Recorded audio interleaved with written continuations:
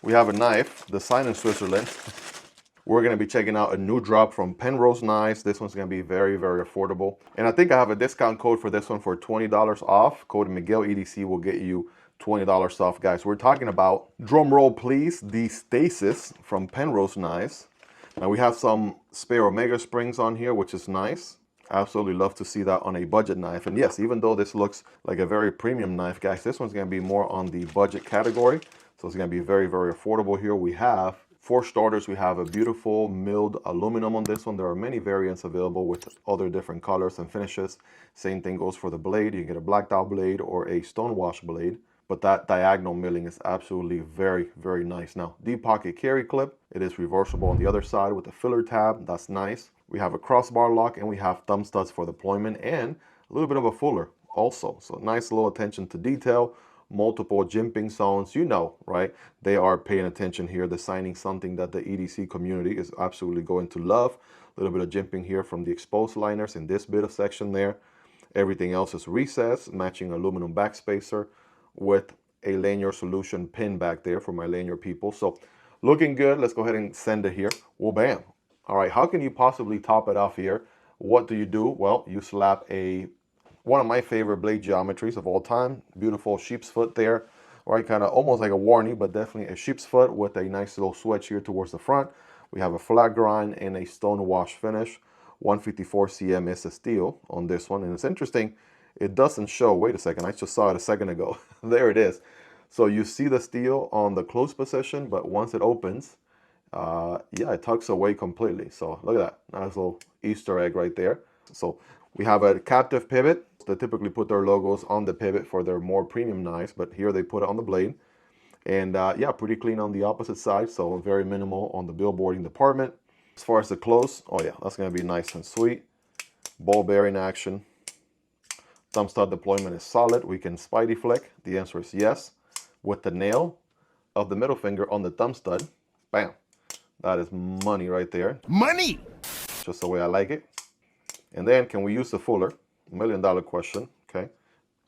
There we go. Takes a little bit of practice and you do have to clear this one thumb stud, right? Make sure it doesn't hit your index finger here on the open. So there we go. A little flick of the wrist also helps. There we go, like that. But yeah, I'm gonna go for the thumb studs here more often than not. It's a little bit more of a guaranteed deployment there. Now we can definitely get a full purchase, full 4-finger grip with my average size hands. We can forward choke, got a nice little finger choil area. That's just where it's at. And that jimping is perfect for your thumb. Your thumb lands perfectly right there, and you have a little area here for a little pinch grip, something like this. If you want to do some package opening. Have a little bit of belly so you can leverage some tabletop cutting if that's what you got going on, or you can do some draw cuts and utility cuts without bending the wrist up too much. It's a little bit lower, I want to say, than the pivot, which is good. For a sheep's foot blade or a warning, that's just absolutely what the doctor ordered right there. I'm going to give it a nice little wipe here so you guys can get a closer look at the stone wash finish. Looking beautiful. Not sure who the OEM is. I'm going to double check, future me check on their website. But yeah, this is looking hot right here. No doubt about it. Now this is very interesting. It looks like they have full liners, but they don't go the whole extent. They get progressively thinner as they go towards the back. You see more and more aluminum in this area here. I'm not sure if the camera can do it justice, but you kind of get the idea there. There's your aluminum backspacer. We even have the ability, very similar to the Kaiser clutch lock, to adjust the tension on the Omega spring.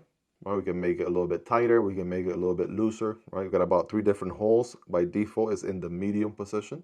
And again, this jimping here on the exposed liners gives you a longer jimping area. Look at this. That's pretty solid if you ask me.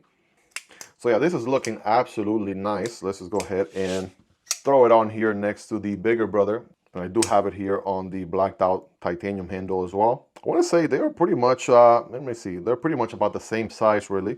These are obviously more premium, M390 and milled titanium. Here we have 154 cm and milled aluminum. It makes sense. The overall length is going to be about 7.5 inches. Here is just a hair under 7.5, like 7.4. But that blade length is going to be like 3.1, 3.15 or so. The cutting path is going to be around just a hair over 2.75, like 2.8 inches. And the handle length is going to be over 4 1/4, like 4.3 inches or so.